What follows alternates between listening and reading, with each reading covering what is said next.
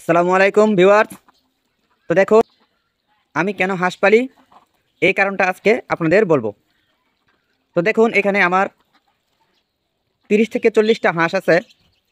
তো হাঁসগুলো দেখুন কিভাবে সাজুগুজু করতেছে। প্রত্যেকটা হাঁস সকালে খাবার দেওয়ার পরে ওই যে পাশে পুকুর আছে, পুকুর থেকে গোসল করে এসে এখানে সাজুগুজু করতেছে। দেখুন কত সুন্দর সাজুগুজু করতেছে।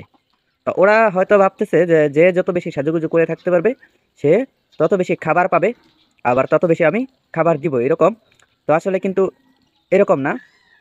তো আমি হাঁস পালি এই কারণে যে ওরা এই হাঁসগুলো যে এই যে সাজুগুজু করতেছে, দেখুন কত সুন্দর এই যে সাজুগুজু করতেছে।